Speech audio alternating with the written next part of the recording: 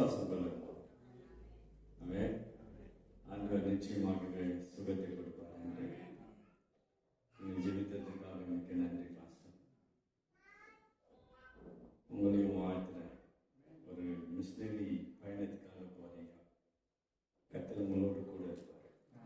ரொம்ப முக்கியம். நீங்க சொன்ன ஒரு வார்த்தை முக்கியமான வார்த்தை என்னவென்றால், சத்தியம் சத்தியமாகவே பிரசங்கப்படுவது கிடையாது.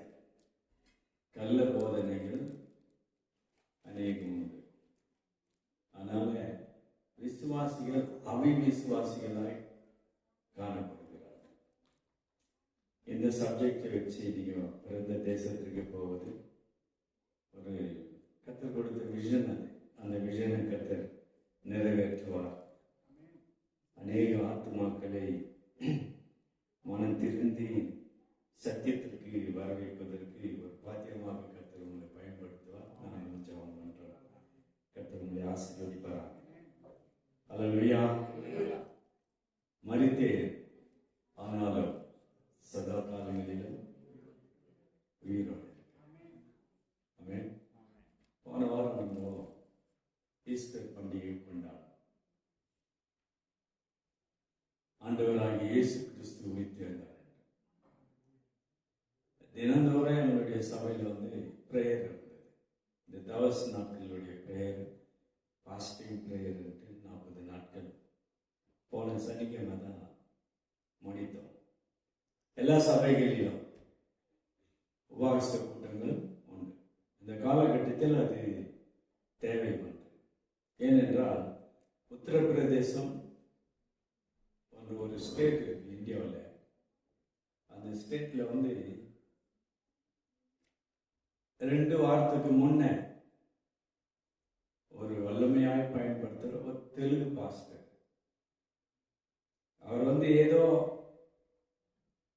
இந்து கடவுளை ஏதோ ஒரு பிரசங்கத்துல சொன்னார் என்ற காரணத்திற்காக அவர் கார்ல போயின்னு இருக்கும் போது 10 பேர் காரை நிக்க வைக்கிறான். தலைய 2 துண்டு பண்ணிட்டான். எவ்வளவு கொடூரம்.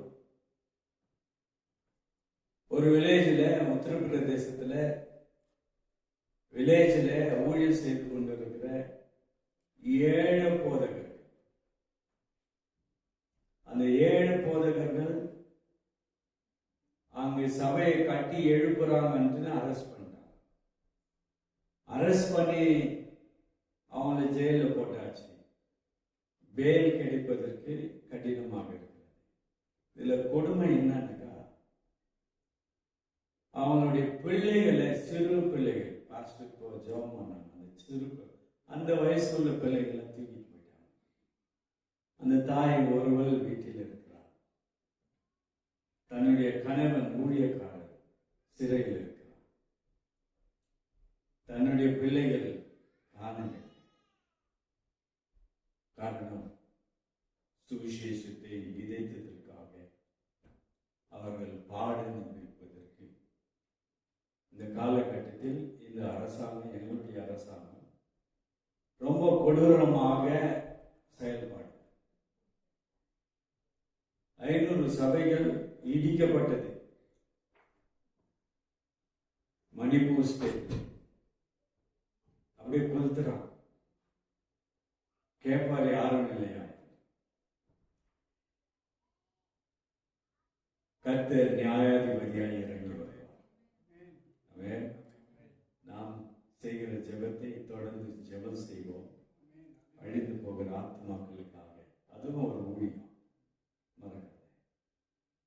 மற்றவர்களுக்காக ஜெபம் பண்ணும்போது உன்னுடைய வீட்டை கர்த்தர் ஆசீர்வதிப்பார். அல்லேலூயா. 4 காரியத்தை உங்கள் மத்தியிலே நான் பேச வந்தேன். இந்த 4 காரியங்கள் உயிர்த்தெழுதலை குறித்ததான காரியம். என்னுடைய தலைப்பு என்னவென்றால்,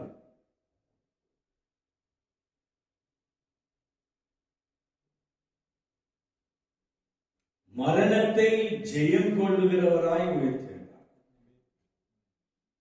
மரணத்தின் மீது அவருக்கு ஜெயம் இருந்தது.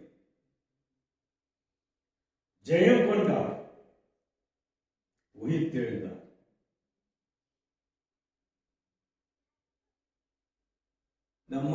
என்பது எல்லோருக்கும் வருவது. இந்த மரண தண்டனை என்பது தவறு செய்தவனுக்கு மரண தண்டனை. இயேசு எப்படி தண்டிக்கப்பட்டார் என்று நீங்கள் நான் அறிவோம். குற்றம் இல்லாதவராய், பாவம் இல்லாதவராய் அவர் தண்டிக்கப்பட்டார். தண்டனையை ஏற்றுக்கொண்டார். நம்முடைய பாவங்கள் எல்லாம் ஒட்டுமொத்தமாக தம்முடைய சரீரத்தில் ஏற்றுக்கொண்டார், சுமந்தார். நம்முடைய சரீரத்தில் இருந்த பாவம் நீக்கப்படுவதற்கு தன் சரீரத்தின் மீது பாவத்தை ஏற்றுக்கொண்டு, சில உபதேசங்கள் கெட்ட உபதேசங்கள் இருக்கு, அவர் பாவியா மாறிட்டார். இதெல்லாம் ஒரு தவறான உபதேசம். பாவம் இல்லாதவராய் பிறந்தார், குற்றம் இல்லாதவராய் வாழ்ந்தார், பசுத்தமாய் மரித்தார், பசுத்தமாய் உயிர்த்தெழுந்தார், சதா காலங்களிலே உயிரோடு. அந்த உயிரோடு இருக்கிற தெய்வத்தை ஆராதிக்கிறார். உயிரோடு இருக்கிற தெய்வம் லட்சக்கணக்கில் கூடுறான்.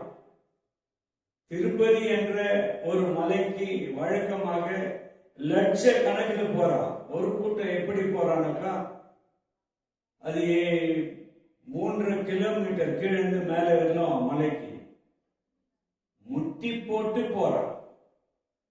பஸ்ல போகாதபடி எப்படி போறான்? முட்டி போட்டு. ஏன்னாக்கா தான் வாழ்க்கையில் இருக்கிற அவன் பாஷையில சொல்ற வார்த்தை கர்மம் என்ற வார்த்தை என்னை விட்டு நீங்க வேண்டும். நீங்க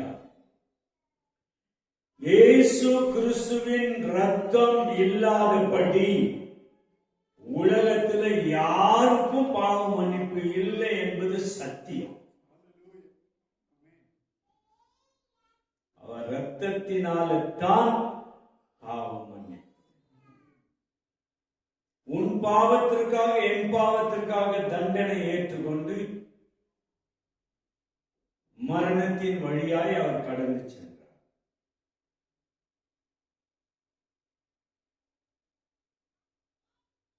மூன்றாம் நாள் உயிர் தெழுந்தார். இந்த உயிர் தெழுதலை தான் நாம் கொண்டாடுறோம். வருஷம் கொண்டாடிட்டு இருக்கிறோம். ஒவ்வொரு வருஷமும் சந்தோஷத்தோடு கொண்டாடுறோம். ஆண்டவர் உயிர் தெழுந்தார். அந்த உயிர் தெழுதலுடைய செய்தியை தேவதூதன் எப்படி கொண்டு வந்தான், அந்த உயிர்த்தெழுதலின் செய்தியை எப்படி சீஷர்கள் கொண்டு போனார்கள், அந்த உயிர்த்தெழுதலின் செய்தியை கேட்டும் கிறிஸ்தவ சபைகளுக்கு உபத்திரித்து கொடுத்த சவுலை கர்த்தர் எப்படி தடுத்து நிறுத்தி பவுலாய் மாறின பிறகு உயிர்த்தெழுதலை பற்றி அவர் என்ன சொன்னார் என்பதையும், கடைசியாக விசுவாசியாக இருக்கிற நீயும் நானும் இந்த உயிர்த்தெழுதலின் செய்தியை எப்படி கொண்டு செல்ல வேண்டும். இது ரொம்ப முக்கியம். கொண்டாடுறது பிரியாணி சாப்பிட்றோம், நல்ல சாப்பாடு சாப்பிட்றோம், கறி சாப்பாடு சாப்பிட்றோம். அப்பாவனுடைய பண்டிகை ஒரே சந்தோஷம்தான்.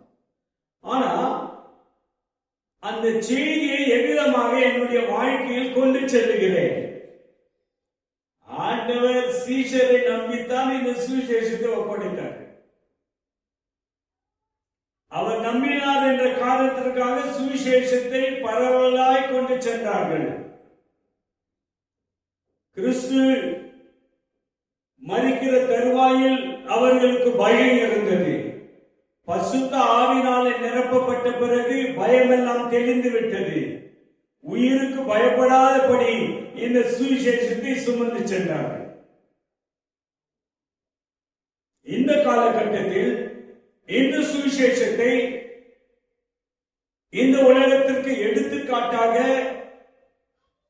இந்த சுவிசேஷத்தை கொண்டு செல்வதற்கு உன்னையும் என்னையும் பாவத்திலிருந்து விடுதலை கொடுத்து, அடிமைத்தனத்திலிருந்து விடுதலை கொடுத்து, உன்னை என்னையும் பசுத்தமாக்கி தம்முடைய பிள்ளை என்ற அதிகாரத்தோடு நம்மை பிள்ளை என்ற தகுதியை நமக்கு கொடுத்து நம்மை ஏற்றுக்கொண்டு நம்மை வழிநடத்துகிற அந்த கர்த்தராகிய இயேசு கிறிஸ்துவுக்கு, அவருடைய ராஜ்யத்திற்கும் அவருடைய தேவனுடைய வீட்டிற்கும் அவருடைய சத்தியத்திற்கும் நாம் என்ன செய்கிறோம்? சிந்திக்கத்தான் வந்திருக்கிறோம். உயிர்த்தெழுதலின் செய்தி அருமையாக அநேகர் பேசுகிறார்கள். அப்பாவை நீ மகிமைப்படுத்த வேண்டும் என்றால், அப்பாவை உயர்த்த வேண்டும் என்றால், அப்பா அவருடைய வார்த்தையை எடுத்து செல்ல வேண்டும் என்றால், உனக்கும் எனக்கும் கொடுக்கப்பட்டிருக்கிற கடமை, ரெஸ்பான்சிபிலிட்டி, அதை எவ்விதமாய் நாம் செய்ய வேண்டும். ஒரு கடை, மார்வெடி கடையில போயிட்டு உட்கார்ந்தோம்.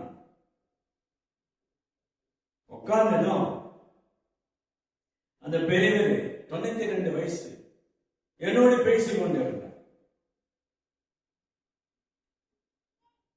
½ பேசியிருப்பா அவர்கிட்ட. அவங்க பிள்ளைகளை பற்றி பேசினாரு, அவர் எப்படி வாழ்ந்தார், அதெல்லாம் எனக்கே கொஞ்சம் தலையில யோசிக்கிறேன். ஏன் இவரு எல்லாத்தையும் என்கிட்ட சொல்லிட்டு ½ நான் பேசிட்டு வீட்டுக்கு போறேன். வீட்டை போய் சேர்ந்து ஒரு ½ ஆயிடுச்சு. போன் வருது, அவர் இறந்துட்டார். வீட்டுல திருவெல்லாம் போன் பண்றான். என்ன போன் பண்றான்? எங்க அப்பா பேசினது கடைசியா உங்ககிட்ட தான். என்ன பேசினாரு யோசித்து பாருங்க. கடைசி வார்த்தையை விருப்பப்படுகிறார். கடைசி வார்த்தைக்கு கனம் கொடுப்பது. எங்க அப்பா என்ன பேசி மூச்சு விட்டார்? ஒரு இந்து ஒரு பாஷையில பேசலாம். நாங்கெல்லாம் பிள்ளைங்க இருக்கிறோம். எங்க கிட்ட பேசிட்டு அவர் உயிர் விடல. நீ யாரோ? உங்ககிட்ட தான் கடைசியா பேசி உயிர் விட்டாரு. என்னன்னா வார்த்தை? ஒரு அம்மா ராஜஸ்தான்ல இருந்து பேசுது. அந்த அம்மா, எங்க அப்பா என்ன உங்ககிட்ட பேசினார்? ஏன் சொல்ல வரேன்னாக்கா, உயிரோடு இருக்கும் பொழுது உனக்காக எனக்காக உயிரை விட்ட இயேசு கிறிஸ்து அவர் என்ன சொன்னார்? அவருடைய வார்த்தையை நாம் எப்படி எடுத்து செல்ல வேண்டும்? அவருடைய வார்த்தைக்கு வல்லமை உண்டு, அவருடைய வார்த்தைக்கு ஜீவன் உண்டு. அவருடைய வார்த்தை விசுவாசிக்கிறவன் வாழ்வான். ஆமென், அல்லேலூயா. ஒன்றாவதாக தேவதூதன் என்ன சொன்னார்? என்ன இந்த சுவிசேஷங்களில் சொல்லப்படுகிறது அவருடைய உயிர்த்தெழுதலை பற்றி. மத்திய எழுதின சுவிசேஷம் 28ஆம் அதிகாரம் 5ஆம் வசனம் 6ஆம் வசனம். தூதன் அந்த ஸ்திரீகளை நோக்கி, நீங்கள் பயப்படாதீர்கள், சிலுவையில் அறையப்பட்ட இயேசுவை தேடுகிறீர்கள் என்று அறிவேன். அவர் இங்கே இல்லை, தாம் சொன்னபடியே உயிர்த்தெழுந்தார். கர்த்தர் வைத்த இடத்தை வந்து பாருங்கள்.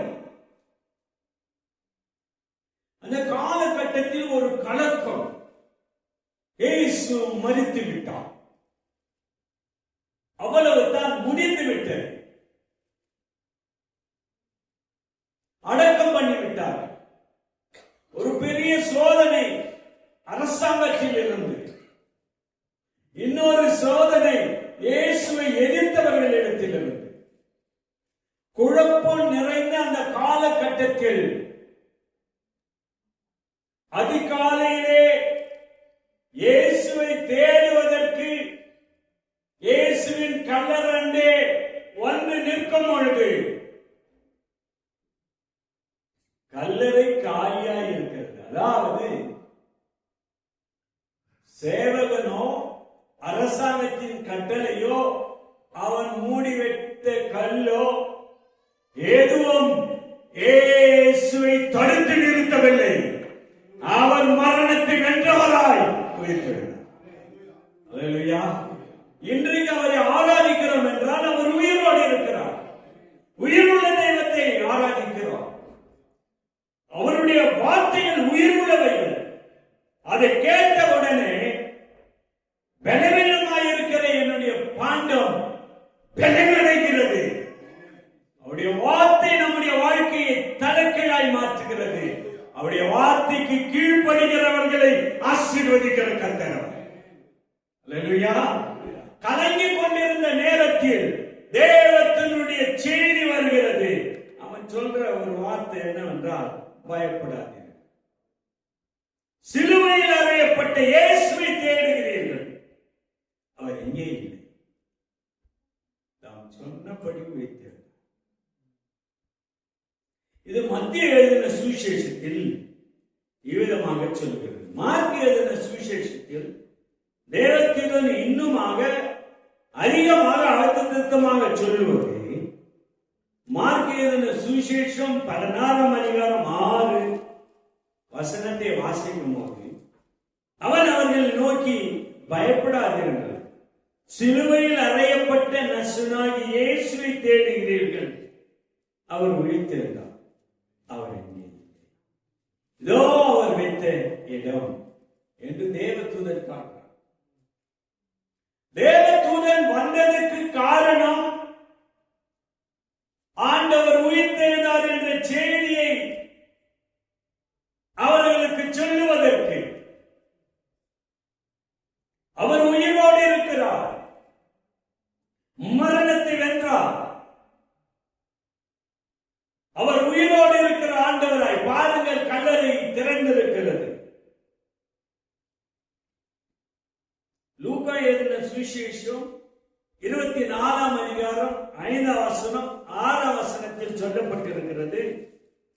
அந்த ஸ்திரீகள் பயப்பட்டு தலை கழுந்து தரையை நோக்கி நிற்கையில் அந்த 2 பேரும் அவர்களை நோக்கி, உயிரோடு இருக்கிறவரை நீங்கள் மரித்தோரிடத்தில் தேடுகிறது என்ன?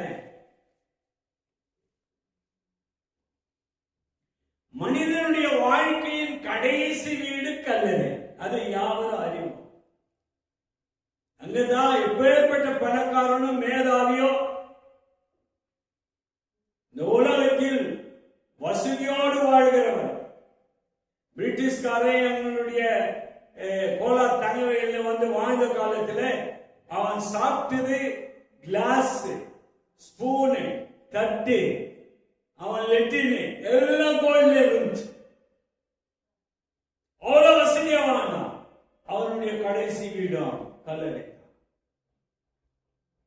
மரித்தவர்கள் கல்லறையில் இருப்பவர்கள், என் இயேசுவோ மரித்தவர்கள் இடத்திலிருந்து உயிர் தெழுந்தார்.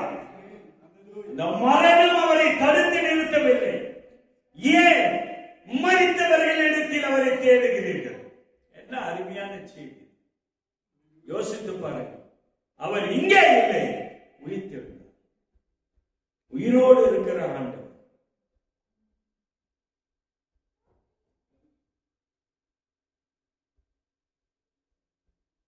தேவதூதர்கள் அறிவித்த செய்தி, பயப்படாதீர்கள், பயப்படாதீர்கள். கடைசியாக வாசித்த வசனத்தில் பார்க்கும் போது அவர்கள் பயப்பட்டு, யோ என்ன நடந்ததோ சிந்தனை யோசிக்கும் போது யாரோ எடுத்துக்கொண்டு போய்விட்டார்கள். அந்த சந்தேகம் உலாவுகிறது. ஆனால் இயேசு சொன்ன வார்த்தையை மறந்து விட்டார்கள். உயிர்த்தெழுதலை குறித்து ஆண்டவர் உயிரோடு இருக்கும் போதே அவர்களோடு இடைப்பட்டார், பேசினார். இரண்டாவது பாயிண்ட் என்னவென்றால், இந்த உயிர்த்தெழுதலின் செய்தியை எப்படி சீஷர்கள் கொண்டு போனார். நம்மள போல அவங்க வந்து பண்டிகை என்ன செய்யல, அவங்களுக்கு பெரிய சந்தோஷம் இருந்தது. இருந்தாலும் அவர்கள் வார்த்தைக்கு, இயேசுவின் வார்த்தைக்கு முக்கியத்துவம் கொடுத்தார்கள். அவருடைய சுவிசேஷத்தை கொண்டு செல்வதற்கு. அதான் ரொம்ப முக்கியம். பண்டிகையை கொண்டாடுவதை காட்டிலும் ஆண்டவராகிய இயேசுவை நீ மகிமைப்படுத்தி அவரை சந்தோஷப்படுத்த வேண்டும் என்றால் அவர் சொன்ன வார்த்தைகளில் இந்த உயிர்த்தெழுதலின் செய்தியை எடுத்து செல்லுவதைத்தான் பரலோக ராஜ்யத்திற்கு ஒரு மகிழ்ச்சி. அவருடைய வார்த்தையை எடுத்து செல்லுவதற்கு சீஷர்கள் எவ்விதமாய் புறப்பட்டார்கள். ஆண்டவர் சொன்னார், காத்திருங்கள் என்று. அப்போஸ்தலர் 1:5 காத்திருங்கள் என்றார். காத்திருந்தார். அப்போஸ்தலர் 2ஆம் அதிகாரத்தில் அவர் சொன்னபடி வாக்குத்தத்தத்தின்படி அபிஷேகத்தினாலே பரிசுத்த ஆவியினாலே நிரப்பப்பட்டார்கள். நிரப்பப்பட்ட பிறகு இந்த பயம் தெளிந்தவர்களாய், பயம் இல்லாதவர்களாய், உயிரையும் பயணமிக்கின்ற நிலையில் தன் வாழ்க்கையை, தன்னுடைய எண்ணங்களை, தன்னுடைய சிந்தனைகளை மாற்றிக் கொண்டவர்களாய் கிறிஸ்துவுக்காக இறங்கிவிட்டார்கள். வேதம் சொல்லுது, அப்போஸ்தலர் 2ஆம் அதிகாரம் 23 வாசிங்க. அப்படி இருந்து தேவன் நினைத்திருந்த ஆலோசனையின்படியேயும் அவருடைய முன்னறிவின்படியேயும் ஒப்பு கொடுக்கப்பட்ட அந்த இயேசுவை நீங்கள் பிடித்து அக்கிரமக்காரருடைய கைகளினாலே சிலுவையில் ஆணியடித்து கொலை செய்தீர்கள். தேவன் அவருடைய மரண உபாதிகளின் கட்டை அவிழ்த்து அவரை எழுப்பினார். அவர் மரணத்தினால் கட்டப்பட்டிருக்க கூடாதிருந்தது. அக்கிரமக்காரருடைய கைகளினாலே சிலுவையில் ஆணி அடித்து கொலை செய்தீர்கள். இவங்க சொல்ற செய்தியை பாருங்க. அப்போ என்னவா இருந்தது என்றால், அந்த வேதனையினால வர ஒரு செய்தி, துக்கத்தினால வர ஒரு செய்தி இது. அவரை கொலை செய்தீர்கள். இந்த பரிசுத்த ஆவி இறங்கி வருவதற்கு முன்பதாக பயந்து கொண்டிருந்த இவர்களுக்கு பயம் தெளிந்தவர்களாய் ஆண்டவருக்கு சாட்சி சொல்லுவதற்கு இவர்கள் வந்து சொல்லுகிறது என்னவென்றால், அக்கிரமக்காரருடைய கைகளிலே சிலுவையில் ஆணி அடித்து கொலை செய்தீர்கள். அவ்வளவு பயங்கரமா குற்றத்தை சாட்டுறாங்க பாருங்க. தேவன் அவருடைய மரண உபதிகளின் கட்டை அவிழ்த்து அவரை எழுப்பினார். அவர் மரணத்தினால் கட்டப்பட்டிருக்க கூடாதிருந்தது. அருமையாக பாடுறார் இவரு பத்மன்ஸ். என்ன பாடுறாருன்னா, கட்டப்பட்ட மனிதர் எல்லாம் கட்டழுக்கப்பட வேண்டும், காயப்பட்ட மனிதர் எல்லாம் கல்வாரி வர வேண்டும். இந்த மரணம் என்ற ஒரு கட்டரை தடுத்து நிறுத்த முடியவில்லை. கட்டுகளை அழித்தவராய் துணிந்து விட்டார்கள். தைரியத்தோடு தெருவுக்கு வந்து விட்டார்கள். ஆண்டவருடைய செய்தியை சொல்லுவதற்கு சீஷர்களுக்கு பயமில்லாமல் ஆண்டவருடைய சுவிசேஷத்தை கொண்டு சென்றார்கள். 3ஆம் அதிகாரம், அப்போஸ்தலர் 3ஆம் அதிகாரம் 14ஆம் வசனம் 15ஆம் வசனத்தை வாசிங்கள். பரிசுத்தமும் நீதியும் உள்ளவரை நீங்கள் மறுதலித்து கொலைபாதகனை உங்களுக்காக விடுதலை பண்ண வேண்டும் என்று கேட்டு ஜீவாதிபதியை கொலை செய்தீர்கள். அவரை தேவன் மரித்தோரிலிருந்து எழுப்பினார். அதற்கு நாங்கள் சாட்சிகளாய் இருக்கிறோம். அதற்கு நாங்கள் சாட்சிகளாய் இருக்கிறோம். இந்த 2 வசனத்துல பாத்தீங்கன்னாக்கா எவ்வளவு ஸ்ட்ராங்கா எம்பசைஸ் பண்றாங்க. பயம் இல்லாதபடி. ஆண்டவர் யார்? அவரை எப்படி கொலை செய்தீர்கள்? எப்படி சிலுவையில் அறைந்தீர்கள்? பரிசுத்தமும் நீதி உள்ளவரை நீங்கள் மறுதலித்து கொலைபாதகனை உங்களுக்காக விடுதலை பண்ண வேண்டும் என்று கேட்டு பாவம் செய்தார், குற்றத்தை செய்தார். அவன் தண்டிக்கப்பட வேண்டும், அவனை விடுவிக்க வேண்டும் என்று இருந்த கோபமும் வைராக்கியமும், அவரை சிலுவையில் அறையும் என்ற வார்த்தைகளோடு அவர்கள் பேசின வார்த்தை நமக்கு ஞாபகம் வருகிறது. ஜீவாதிபதியை கொலை செய்தீர்கள், அவரை தேவன் மரித்தோரிலிருந்து எழுப்பினார். அதற்கு நாங்கள் சாட்சிகளாய் இருக்கிறோம். இந்த சாட்சி என்பது ரொம்ப முக்கியம். நாங்கள் சாட்சிகளாய் இருக்கிறோம். பண்டிகை கொண்டாடுவது வேறு, சாட்சிகளாய் இருப்பது வேறு. உண்மையா ஆண்டவரை நேசிக்கிறேன்னாக்கா, முதலாவது சாட்சியா இருப்பது, இந்த சத்தியம் எனக்குள்ளே இருக்கும் போது, அது எனக்குள்ளே வாழும் போது என் வாழ்க்கையே சாட்சியாய் மாறும். அடுத்தது, அடுத்தவனுக்கு கல்வாரியின் அன்பை எடுத்து செல்லுவோம். சிலுவையின் உபதேசம் கெட்டு போகிறவர்களுக்கு பைத்தியமும், ரட்சிக்கப்படுகிற நமக்கோ அது தேவ பலனா இருக்கிறது. சிலுவையை குறித்தே மேன்மை பாராட்டுவேன். அவருடைய சிலுவையின் உபதேசத்தை கொண்டு செல்ல வேண்டும். அதுதான் மனிதனுடைய அடிமை தினத்தையும், மனிதனுடைய பாவ வாழ்க்கையும், மனிதனுடைய தவறான வாழ்க்கையும் இயேசு ஒருவர் தான் அடிமைத்தனத்திலிருந்து விடுதலை கொடுக்கிறார் என்பது நிச்சயம். ஆகவே அந்த காலகட்டத்தில் அவரை நேசித்தவர்கள், அவரை பின் சென்றவர்கள், அவருடைய சீஷர்கள், அவருடைய வார்த்தையினாலே ரட்சிக்கப்பட்டவர்கள், அவர்கள் எல்லோரும் சிலுவையின் உபதேசத்தை சுமந்து சென்று இயேசுவின் அன்பை இந்த உலகத்திற்கு எடுத்து காட்டினார்கள்.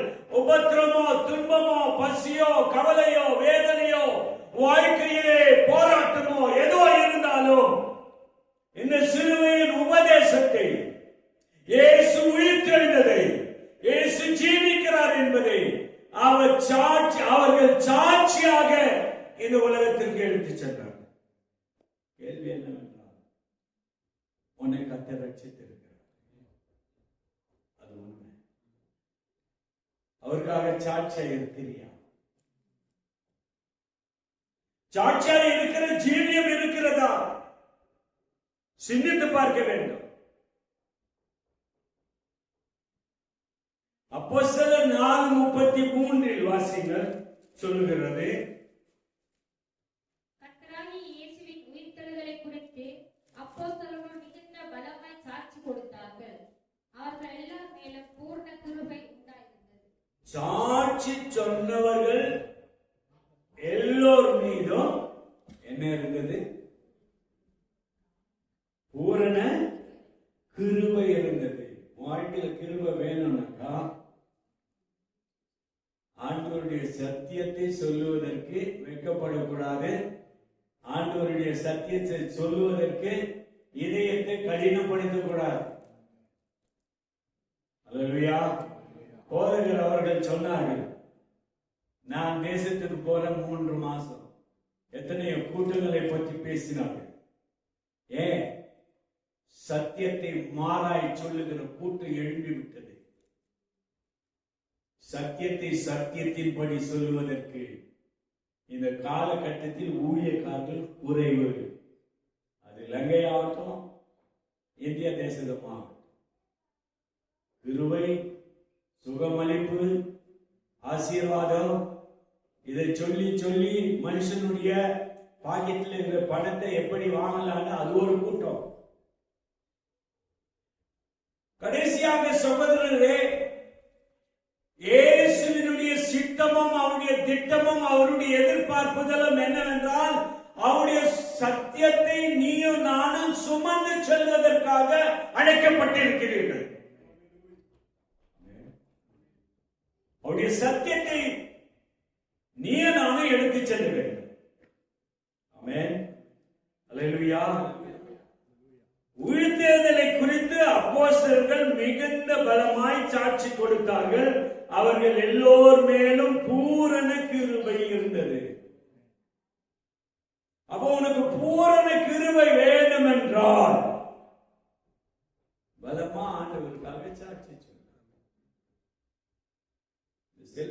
பேசுங்கிற எத்தனை அவர் பேசுறோம் பிரியமானவர்களே இல்லையா? எவ்வளோ வாட்ஸ்அப் வருது. நான் போனே மாத்திட்டேன். ஒரு நாளைக்கு 250 300 வாட்ஸ்அப் வந்தாக்கா தலை சுத்துது. யோசித்து பாரு, உலகத்துல வாழ்கின்ற நாட்களில் எவ்விதமாய் கிறிஸ்துவுக்காக பயன்படுத்துகிற ஒரு விசுவாசியா இருக்கிறோம், பயன்படுத்துகிற தேவனுடைய பிள்ளையா இருக்கிறோம். எத்தனையோ பேர் லங்கையிலிருந்து வந்தவர்கள் இன்னும் இயேசுவை அறியாது இருக்கிறார்கள். நீங்க இந்த தேசத்துல என்ட்ராவதுக்கு முன்ன உங்க நிலைமை என்ன இருந்தது யோசித்து.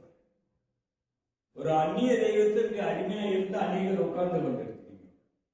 இன்றைக்கு உயிரோடு இருக்கிற இயேசுவுக்கு தேவனுடைய பிள்ளையா இருக்கிறேன். அதுவே பெரிய கிருபை. அல்லேலூயா. நீ கிருபை பெற்ற பிறகு இன்னொருவரையும் கிருபைக்குள் கொண்டு வர வேண்டும். சொல்லு, உன் சாட்சியை சொல்லு. ஆண்டவர் உன்னை எப்படி மாற்றி இருக்கிறார், எப்படி நேசிக்கிறார் என்று ஏதோ ஒரு 10 போன் கால் வந்தா கூட அந்த ஒரு கால்ல எடுத்து சொல்லு. தான் பலமாய் சாட்சி சொல்லுவது. வெட்கப்படாது, வெட்கவே படக்கூடாது. ஆத்துமாக்களை அழைத்து கொண்டு வர வேண்டும். ஆத்துமாக்களை அழைத்து கொண்டு வர வேண்டும். இந்த இந்து ஃபெஸ்டிவல் வரும்போது உன் பேனர்ல நான் போட்டோவை போடுறேன், கொஞ்சம் டொனேஷன் கொடு. அவன் அந்த போட்டோ பேனர்ல இருக்கிற போட்டோவை பார்க்கறதுக்கே வரான் இந்து கோயிலுடைய ஃபெஸ்டிவலுக்கு. யோசித்து பாரு, எந்த டெக்னிக்ல கோயிலுக்கு அவனை கூப்பிடுறான். உயிரோடு இருக்கிற ஆண்டவர் உன் பாவத்தை மன்னித்தார், உன் சாபத்தை நீக்கினார், உனக்கு சமாதானத்தை கொடுத்தார், உன்னுடைய அன்பில் தேவனுடைய அன்பை பெற்றுக் கொள்வதற்கு தகுதியை கொடுத்தார். அந்த இயேசுவை பற்றி நீ எடுத்துச் செல்ல வேண்டும். யாருக்காக செய்கிறாய்? தேவனுடைய வீட்டுக்காக செய்கிறாய், தேவனுடைய ராஜ்யத்திற்காக செய்கிறாய். அல்லேலூயா. பலமாய் சுவிசேஷத்தை கொண்டு சென்றார்கள். மூணாவது பாயிண்ட் என்னவென்றால், இந்த பலமாய் கொண்டு சென்ற இந்த சுவிசேஷத்தை சவுல் என்னும் ஒரு நபருக்கு ரொம்ப இந்த செய்தி கேட்பதற்கு அவருக்கு கஷ்டமானது. வேதனைப்பட்டார். அவர் செய்தது என்ன? அதிகாரத்தை வாங்கிக் கொண்டு கையிலே புறப்படுகிறார், சபை சபையாய் உபத்திரத்தை கொடுப்பதற்கு. இங்கதான் ஒன்று முக்கியமா நினைக்க வேண்டியது. இந்திய தேசத்திலே இந்த இந்து கவர்மெண்ட் கொஞ்சம் கொஞ்சமா இந்து ராஜ்யம், எலெக்ஷன் இல்லாத ஒரு ராஜ்யம் கொண்டு வரதுக்கு இந்த RSS பிரயாசப்படும் போது இப்போ ரீசெண்டா என்னன்னாக்கா, எங்க இடங்கள் கவர்மெண்ட் மூலியமாய் கொடுக்கப்பட்டிருக்கிறதோ ஆலயம் கட்டுவதற்கு, மசூதி கட்டுவதற்கு என்று கொடுக்கப்பட்டிருக்கிற, அது புத்த மதமா இருக்கட்டும் எந்த மதமா இருக்கட்டும், அந்த நிலத்தை எல்லாம் கையாளுவதற்கு சட்டத்தை போட்டு இருக்கிறோம். என்ன உபத்திரம் தெரியுமா? நாளைக்கு வந்துட்டு இந்த தேவனுடைய ஆலயம் கவர்மெண்ட்டுக்கு சொந்தம்னாக்கா வெளியே போக வேண்டும். அந்த சூழ்நிலையில் இருக்கிறது உபத்திரத்தின் காலம். அப்பதான் நினைச்சேன் இந்த வார்த்தையை. சவுல் புறப்பட்டு போகிறான், சபைகளை உபத்திரப்படுத்தவும் அதிகாரத்தை தன்னுடைய கரத்தில் வைத்துக் கொண்டு சபையாய் போய் விசுவாசிகளை அடிப்பதோ நுறுப்பதுமாய் சென்று கொண்டிருக்கிற பயணத்தில் இயேசு நின்றார். இயேசு வந்து நிற்கும் பொழுது கேட்கிற கேள்வி என்னன்னாக்கா, யார் என்று கேட்கிறார். ஆண்டவர் சொல்ற பதில் என்ன? முள்ளில் உதைப்பது கடினம். ஆண்டவர் முதல்ல சவுலை போல மாறுவதற்கு முன்பதாக முதல்ல கண்ணை தொட்டார். நீ இந்த ரூட்டு தானே பார்த்து ஓடுற, உன் கண்ணு மேல கைய வைக்கிறேன்னு கண்ணை வைத்த போது அவன் குருடனாய் கீழே விழுந்தான். அப்பாவுக்கு எவ்வளவு பவர் இருக்கு தெரியுமா? அல்லேலூயா, அல்லேலூயா. கர்த்தர் அவனை முற்றிலுமாய் மாற்றின பிறகுதான் பவுலாய் மாறினார். 3 மிஷனரி பயணங்களை செய்தார், சபைகளை கட்டி எழுப்பினார், கிறிஸ்துவுக்காக ஓடி ஓடி ஊழியம் செய்தார். அவர் பட்ட பாடுகள் எத்தனை சிறைசாலைகள், சந்தித்த இடங்கள் அநேகம். தெருவிலோ ஆலயத்திலோ எங்கெல்லாம் பிரசங்கம் பண்ணினவர். இந்த உயிர்த்தெழுதலின் செய்தியையும் கிறிஸ்துவின் சிலுவையின் உபதேசத்தையும் அவர் எடுத்து சென்று ஊர் ஊராய் சென்று இந்த சுவிசேஷத்தை அறிவித்து நிருபங்களை எழுதி சபைகளை கட்டி எழுப்பினார். அவர் சொல்லுகிற வார்த்தையை சிலது நாம் பார்ப்போம். ரோமர் எழுதின புத்தகம் 4ஆம் அதிகாரம் 24-25.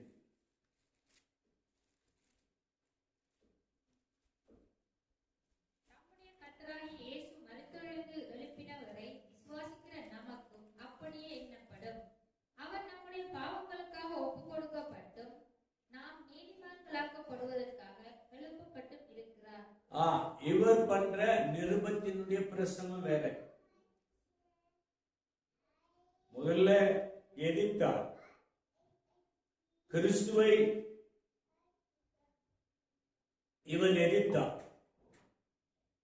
கிறிஸ்துவின் சுவிசேஷத்தை எதிர்த்தார், கிறிஸ்துவின் சிலுவையின் பாடுகளை குறித்து எதிர்த்தார், கிறிஸ்துவே பாவத்தை மன்னிக்க கூடியவர் என்பதை எதிர்த்தார். இப்ப என்ன சொல்றாருன்னா, அவர் நம்முடைய பாவங்களுக்காக ஒப்பு கொடுக்கப்படும் நாம் நீதிமான்களாக்கப்படுவதற்காக எழுப்பப்பட்டும் இருக்கிறார். அப்போ நீனாலும் பாவி என்ற ஒரு பேனர்ல இருந்து நீதிமான் என்ற ஒரு கிருபைக்குள்ள வந்திருக்கிறோம். அல்லேலூயா. நீ யார் என்றால் ஒரு பரிசுத்தமுள்ள நீதிமான். ஏன் என்றால் கர்த்தர் விதைத்த அந்த விதை சத்தியம். அந்த சத்தியத்தினாலே பாவம் நீக்கப்பட்டு பரிசுத்தமாக்கப்பட்டோம். பரிசுத்தவான்களால் நாம் வாழ்ந்து கொண்டிருக்கிறோம். அல்லேலூயா, அல்லேலூயா. ரோமர் 10ஆம் அதிகாரம் 9ஆம் வசனத்தில் அவர் சொல்லுவது என்னவென்றால், ஏனென்றால் வாசிங்க,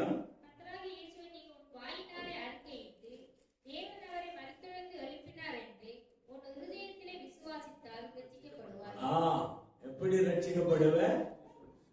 வாயில அறிக்கையிட வேண்டும். சொல்லு, ஏனென்றால் கர்த்தராகிய இயேசுவை நீ வாயினாலே அறிக்கையிட்டு தேவன் அவரை மரித்தோரில் இருந்து எழுப்பினார் என்று உன் இதயத்தில் விசுவாசி. இயேசு மரித்த வண்ணமாய் கடந்து செல்லவில்லை. கோடிக்கணக்கான ஜனங்கள் இந்த உலகத்தில் மரித்திருக்கிறார்கள். எல்லாம் மண்ணுக்கு மண்ணாய் மாறிவிட்டார்கள். இயேசுவோ அவருடைய கல்லறை அவரை அடக்கி வைக்கவில்லை. உயிரோடு இருக்கிற தேவனாய் உயிர்த்தெழுந்தார். அதை உன் இதயத்தில் விசுவாசி. அதை விசுவாசித்து இந்த விசுவாசத்தை மற்றவர்களுக்கு சொல்லு. அதுக்கு தான் சபையில் இருக்கிறது.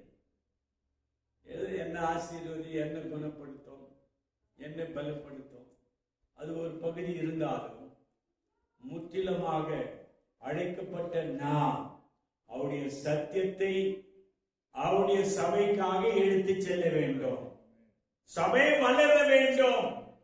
சபையினுடைய வளர்ச்சி இருக்க வேண்டும். அதற்கு காரணம் போதகர் என்று நாம் சொல்லலாம். மேய்ப்பன் குட்டி போடுவாரா, ஆடு குட்டி போடுமா? அது யோசிப்பாங்க. கரெக்ட் தானே? மேய்ப்பர் ஸ்தானத்தில் இருக்கிறோம் போதிப்பதற்கு.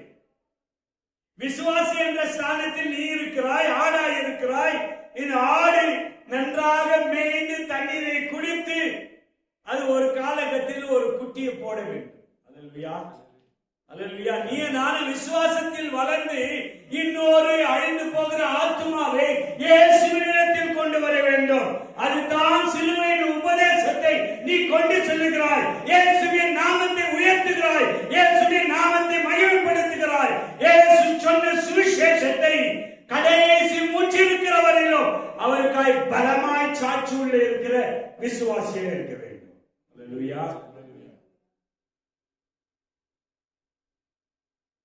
1 கொரிந்தியர் 15:3 கொரிந்திய சபைக்கு அவர் என்ன சொல்லுகிறார் என்றால் 3 நாள் நான் அனைத்ததும் உங்களுக்கு பிரதானமான ஒப்புவித்ததும் என்னவென்றால் கிறிஸ்துவானவர் வேத வாக்கியங்களின்படி நமது பாவங்களுக்காக மரித்து அடக்கம் பண்ணப்பட்டு வேத வாக்கியங்களின்படி 3ஆம் நாளில் உயிர்த்தெழுந்து. ஆமா, நீங்க பவுல் சொல்லுவது சிலுவையில் அறைந்தவரை கொலை செய்தீர்கள், அக்கிரமக்காரனை விடுதலை கொடுத்தீர்கள், இயேசுவை சிலுவையில் கொலை செய்தீர்கள் என்று அப்போஸ்தலர்கள் அவர்கள் சொன்ன சுவிசேஷத்தினுடைய டெக்னிக் வேற. இவர் பேசுகிற வார்த்தையினுடைய பசுத்த ஆவியின் மூலமாய் இருவரும் தேவனுடைய ராஜ்யத்தை கட்டி எழுப்புகிறவர்கள் தான். ஆனால் இவர் எம்பசைஸ் பண்ணுவதை பார்க்கும்போது இது என்னவென்றால் கிறிஸ்துவானவர் வேத வாக்கியங்களின்படி நமது பாவங்களுக்காக மரித்து. அப்போ ஒரு பாவியாய் இருக்கிற மனிதன் பாவத்தில் அழிந்து கொண்டிருக்கிறான். அவனுக்கும் தேவனுடைய சபைக்கும் அவனுக்கும் அவனை படைத்த கர்த்தருக்கும் ஐக்கியமில்லாத காரணத்தினாலே இந்த பாவம் விலகினால்தான் அவன் தேவ கிருபையை பெற்றுக் கொள்ள முடியும் என்பதை அறிந்தவராய் உயிர்த்தெழுந்த இயேசுவை சொல்லும் பொழுது இயேசு பாவிகளுக்காக பாவத்திற்காக மரித்தார். அந்த பாவத்திலிருந்து விடுதலை கொடுக்க அவராலே முடியும். ஏனென்றால் மத்தேயு 9:6 இயேசுவானவர் சொல்லுகிற வார்த்தையை பார்க்கும் பொழுது பூமியிலே பாவங்களை மன்னிக்க மனுஷகுமாரனுக்கு அதிகாரம் உண்டு என்று சொன்னார். இந்த உலகத்தில் யாருக்கு இல்லாத அதிகாரம் சிலுவையில் அறையப்பட்ட இயேசுவுக்கு உண்டு. அவர் ஒருவர் தான் பாவத்தை நீக்கிறவரும் பாவத்தை மன்னிக்கிறவரும் அதிகாரம் உள்ள கிறிஸ்து. ஆமென். அல்லேலூயா. நம்முடைய பாவங்கள் மன்னிப்பதற்கு சிலுவையின் அடிவாரத்தில் வந்தோம். நம்முடைய தலை அவருடைய காலின் கீழ் வைக்கும் பொழுது சுத்திகரிக்கப்பட்டோம், பசுத்தமாக்கப்பட்டோம், தேவனுடைய பிள்ளை என்ற அதிகாரத்தோடு இருக்கிறோம். 15:17 அவர் சொல்லுகிறார், கிறிஸ்து எழுந்திராவிட்டால் உங்கள் விசுவாசம் வீணாயிருக்கும், நீங்களும் இன்னும் உங்கள் பாவங்களில் இருப்பீர்கள். யோசித்து பாருங்க. சொல்ற டெக்னிக், கிறிஸ்து எழுந்திராவிட்டால், கிறிஸ்து உயிர்த்தெழாவிட்டால் அவருடைய சுவிசேஷத்தை கொண்டு போய் செல்ல முடியாது. அல்லேலூயா. அவர் உயிர்த்தெழுந்தார். ஆகவே மாற கட்டி சொல்றோம், இயேசு உயிர்த்தெழுந்தார், உயிரோடு இருக்கிறார். இந்த உயிர்த்தெழுதலின் செய்தியை உலகத்திற்கு எடுத்துச் செல்ல நீங்களும் அழைக்கப்பட்டிருக்கிறோம். கிறிஸ்து கொடுக்கப்பட்டிருக்கிற நமக்கு ரெஸ்பான்சிபிலிட்டி. நீயும் நானும் தான் இந்த சத்தியத்தை எடுத்துச் செல்ல கடமைப்பட்டிருக்கிறோம். ஒன்று வாழ்ந்து காட்ட வேண்டும், இரண்டாவது வாயிலே அறிக்கையிட வேண்டும், விசுவாசிக்க வேண்டும், இதயத்தில் விசுவாசிக்க வேண்டும். இதயத்தில் விசுவாசிக்கிற நீ மற்றவர்கள் அடிமையாய் இருக்கிறவர்களுக்கு இந்த சுவிசேஷத்தை சொல்ல கடமைப்பட்டிருக்கிறோம். அல்லேலூயா. அல்லேலூயா. 1 பேதுரு 3:18 விதமாக சொல்லுகிறது, ஏனெனில் கிறிஸ்துவும் நம்மை தேவனிடத்தில் சேர்க்கும்படி அநீதி உள்ளவர்களுக்கு பதிலாக நீதி உள்ளவர்களாய் பாவத்தின் நிமித்தம் ஒரு தரம் பாடுபட்டு அவர் மாம்சத்திலே கொலை உண்டு ஆவிலே. அல்லேலூயா. அல்லேலூயா. அல்லேலூயா. பாவியாய் இருந்த உன்னை என்னையும் அதே வார்த்தை, பாவி என்ற வார்த்தை பா என்ற வார்த்தையில் துவங்குகிறது, பசுத்தம் என்ற வார்த்தையும் பா என்று துவங்குகிறது. பாவத்தில் இருந்த உன்னை என்னையும் பசுத்தமாக்கினவர் பசுத்த ரத்தத்தை சிந்தனை இயேசு கிறிஸ்து. அல்லேலூயா. கடைசி பாயிண்ட் என்னவென்றால் முடித்து விடுகிறேன். நீ நான் எப்படி ஆண்டவர் என்ன வார்த்தையை சொல்லி பருத்துக்கு சென்றார்? நீ நானும் இந்த காலகட்டத்தில் விசுவாசியா இருக்கிற நீ நானும் ஆதி சபை எப்படி செய்யப்பட்டதோ அப்படி செய்ய வேண்டும் என்று கர்த்தர் உன்னை என்னையும் அழைத்திருக்கிறார். வாசிங்கள். மத்தேயு சுவிசேஷம் 28:18-19. அவர் சொன்ன கடைசியான வார்த்தை 20. அப்போது இயேசு சமீபத்தில் வந்து வாசிங்கள். 28:18-19. அப்பொழுது இயேசு சமீபத்தில் வந்து அவர்களை நோக்கி, வானத்திலும் பூமியிலும் சகல அதிகாரம் எனக்கு கொடுக்கப்பட்டிருக்கிறது. ஆகையால் நீங்கள் புறப்பட்டு போய் சகல ஜாதிகளின் சீஷராகி பிதா குமாரன் பரிசுத்த ஆவியின் நாமத்தினாலே அவர்களுக்கு ஞானஸ்நானம் கொடுத்து, நான் உங்களுக்கு கட்டளையிட்ட யாவையும் அவர்கள் கைக்கொள்ளும்படி அவர்களுக்கு உபதேசம் பண்ணுங்கள். இதோ உலகத்தின் முடிவு வரைக்கும் சகல நாட்களிலும் நான் உங்களுடனே கூட இருக்கிறேன் என்றார். 18ஆம் வசனத்தில் அவருடைய அதிகாரத்தை குறித்து சொல்லுகிறார். வானத்திலும் பூமியிலும் சகல அதிகாரம். அவர் யார் என்பதை திட்டவட்டமாய் சொல்லுகிறார். அவர் சொல்லுகிற செய்தி என்னவென்றால் 19ஆம் வசனத்தில் நீங்கள் புறப்பட்டு போய் சகல ஜாதிகளையும் சீஷராக்கி ஞானஸ்நானத்தை கொடுப்பதற்கு பிதா குமாரன் பசுத்தாவினாலே ஞானஸ்நானத்தை கொடுங்க. கடைசியாக அவர் சொல்லுகிற 20ஆம் வசனத்தினுடைய வார்த்தை, நான் உங்களுக்கு கட்டளையிட்ட யாவையும் அவர்கள் கை கொள்ளும்படி அவர்களுக்கு உபதேசம் பண்ணுங்கள். ஆராதனுடைய மையமாயிருப்பது கர்த்தருடைய வார்த்தையை விதைப்பது, கர்த்தருடைய வார்த்தையை பேசுவது, உபதேசம்.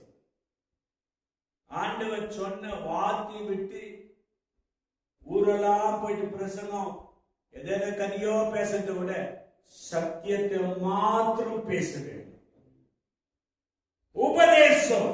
ஆண்டவர் என்ன சொன்னாரோ அந்த உபதேசம். அந்த உபதேசத்தை பண்ணும்போது உலக முடிவறிந்தும் நான் உங்களோடு இருக்கிறேன். அல்லேலூயா. வியாதியோ துன்பமோ கவலையோ வேதனையோ எதுவாயிருந்தாலும் உங்களோடு இருக்கிறவர், உங்களுக்கு விடுதலை கொடுக்கிறவர், உன்னை தாங்குகிறவர், உன்னை ஆதரிக்கிறவர், உன் பாவத்தை மன்னிக்கிறவர், உனக்கு கிருபை கொடுக்கிறவர், உன்னுடைய வாழ்க்கைக்கு சமாதானத்தை கொடுக்கிறவர், அன்பில்லாத நேரத்தில் அன்பை கொடுத்து தேற்றுகிற கர்த்தர் ஒருவர் உண்டானால் உங்களோடு இருக்கிற இயேசு கிறிஸ்து. அல்லேலூயா. அல்லேலூயா. அந்த ஆண்டவராகிய இயேசு கிறிஸ்து என்ன கட்டளை நமக்கு கொடுத்திருக்கிறார் என்றால், மார்க் எழுதின சுவிசேஷம் 16ஆம் அதிகாரம் 15ஆம் வசனத்தில் சொல்லப்பட்டிருக்கிற வசனம், பின்பு அவர் அவர்களை நோக்கி, நீங்கள் உலகமெங்கும் போய் சர்வ சிருஷ்டிக்கும் சுவிசேஷத்தை பிரசங்கியுங்கள். இது பிரசங்கம் பண்ணுகிற நேரம். ஆண்டவருடைய அன்பை குறித்து சொல்ல வேண்டிய நேரம். அழிந்து போகிறவனை தடுத்து நிறுத்த வேண்டிய நேரம். நரகத்திற்கு போகிறவனுக்கு இந்த சுவிசேஷம் தேவை. கடைசி மனிதன் உயிரோடு இருக்கிற வரையிலும் அவனுக்கு சத்தியம் சொல்ல வேண்டும். இந்த சுவிசேஷம் என்ன வல்லமை அதற்கு உண்டு. பேச வேண்டிய கடமை நமது, கிரியை செய்ய வேண்டிய கடமை பரிசுத்த ஆவியானவர். ஆமென். ஜெபிக்க ஜெபிக்க முழங்காலில் யுத்தத்தில் நிற்கும் போது அழிந்து போகிற ஆத்துமாக்கள் மீட்கப்படுவார். அல்லேலூயா. அல்லேலூயா. கர்த்தருடைய பரிசுத்த நாமத்திற்கு ஸ்தோத்திரம் உண்டாக. ஆண்டவர் சொன்னார், பரிசுத்த ஆவி உங்களிடத்தில் வரும்போது நீங்கள் பலனடைந்து எருசலேமிலும் யூதேயா முழுவதிலும் சமாரியாவிலும் பூமியின் கடைசி பரியந்தம் எனக்கு சாட்சிகளாயிருப்பீர்கள். ஆமென். அல்லேலூயா. சாட்சியாய் இருப்பேன். ஆண்டவரே, என் வாழ்க்கை முதலாவது சாட்சியாய் மாற வேண்டும். ஒருவன் கை நீட்டி சொல்லக்கூடாது. பசுத்த வேதத்தை சுமக்கிறேன், பாவியாய் வாழ்கிறான், இந்த உலகத்தோடு காம்ப்ரமைஸ் பண்ணி வாழ்கிறான் என்று மற்றவர்கள் அவிசுவாசிகள் நம்மை பற்றி குற்றம் சொல்லக்கூடாது. அவருடைய வார்த்தையை சுமந்து செல்வதற்கு பசுத்த ஆவியினுடைய பலன் நமக்கு கொடுக்கப்பட்டிருக்கிறது. ஆகவே பூமியின் கடைசி வரைந்து எனக்கு சாட்சிகளாய் இருப்பீர்கள். இந்த ஆண்டு முடிவதற்கு முன்பதாக அநேக ஆத்துமாக்களை என் சாட்சியின் மூலமாக இந்த ஆலயத்திற்கு கொண்டு வருவேன் என்ற ஒரு தீர்மானத்தோடு இந்த ஆலயத்தை விட்டு வெளிப்போம். அது உனக்கு ஆசீர்வாதம். அல்லேலூயா, அல்லேலூயா. நீ ரட்சிக்க மற்றவனை நாட வேண்டியது. அவன் ரட்சிப்படைவதற்கு இந்த சுவிசேஷம் மாத்திரம் போதும். கர்த்தர் மாற்றுவார், கர்த்தர் அவர் வேலையை செய்வார். நாம் சாட்சியா இருப்பது நம்முடைய கடமை. ஆமென், அல்லேலூயா. அந்த காலகட்டத்தில் எவ்விதமாய் சீஷர்களும் விசுவாசிகளும் இந்த முதலாம் நூற்றாண்டில் துவங்கப்பட்ட சபை, அது அப்போஸ்தலர் புத்தகத்தில் தான் இருக்கிறது. அவர்கள் என்ன செய்தார்கள் என்றால், கடைசியாக வசனத்தை வாசித்து முடிக்கிறேன். அப்போஸ்தலர் 2:41-42. அவருடைய வார்த்தையை சந்தோஷமாய் ஏற்றுக்கொண்டவர்கள் ஞானஸ்நானம் பெற்றார்கள். அன்றைய தினம் ஏறக்குறைய 3000 பேர் சேர்த்துக் கொள்ளப்பட்டார்கள். அவர்கள் அப்போஸ்தலருடைய உபதேசத்திலும் அந்நியோன்யத்திலும் அப்பம் பிட்குதலிலும் ஜெபம் பண்ணுதலிலும் உறுதியாய் தரித்திருந்தார்கள். அவனுடைய வார்த்தையை சந்தோஷமாய் ஏற்றுக்கொண்டார்கள். வார்த்தை, எந்த வார்த்தை? இயேசுவின் வார்த்தை, சுவிசேஷத்தின் வார்த்தை. அவர் கொண்டு வந்த நானே வழியும் சத்தியம் என்ற அந்த சத்தியத்தின் வார்த்தையை கேட்டார், மனம் மாறினார். அந்த நாட்களிலே அந்த சுவிசேஷத்தினுடைய வல்லமை, கிறிஸ்துவனுடைய வார்த்தையின் வல்லமை 3000 பேர்களை ரட்சிப்பதற்கு உதவியாயிருந்தது. ஆகவே தான் அந்த சபை வளர ஆரம்பித்தது. அவர்கள் அப்போஸ்தலருடைய உபதேசத்திலும் அந்நியத்திலும் அப்பம் பிடுதலிலும் ஜெபம் பண்ணுவதிலும் உறுதியாய் தரித்திருந்தார்கள். தேவனுடைய பிள்ளைகளே, ஒன்று நாம் புரிந்து கொள்ள வேண்டும். இந்த உலகத்தில் நம்முடைய நேரத்தை எத்தனையோ காரியங்களுக்காக உபயோகப்படுத்துகிறோம், செலவு செய்கிறோம். கிறிஸ்துவனுடைய வீட்டுக்காகவும் அவருடைய ராஜ்யத்திற்காகவும் எவ்வளவு நேரத்தை சத்தியத்தை சொல்லுவதிலும் ஜெபம் செய்வதிலும் உறுதியாய் இருக்கிறோம் என்பதை சிந்திக்க கடமைப்பட்டிருக்கிறோம். இயேசு வரப்போகிறார். அவருடைய வருகைக்கு முன்பதாக அவர் உயிரோடு எழுந்தவர் மீண்டும் நம்மதிலே வரப்போகிறார். அந்த நாட்களிலே நான் உமக்காக வாழ்ந்து உமக்காக சாட்சியாய் இருந்து அநேக ஆத்துமாக்களை உம்முடைய சபையிலே கொண்டு வந்து சேர்த்தேன் என்ற ஒரு நம்பிக்கையோடு அவருடைய சமூகத்தில் காணப்படும் போது உனக்கென்று ஒரு ஜீவ கிரீடம் வைக்கப்பட்டிருக்கிறது. அதை அடைந்து கொள்ள நாம் யாவரும் பிரயாசப்படுவோம், சத்தியத்தை எடுத்துச் செல்வோம். அது உன்னுடைய வாழ்க்கைக்கு, சபைக்கு ஆசீர்வாதமாக இருக்கும். இப்படி செய்ய கர்த்தர் தம்முடைய வசனத்தை ஆசீர்வதிப்பாராக.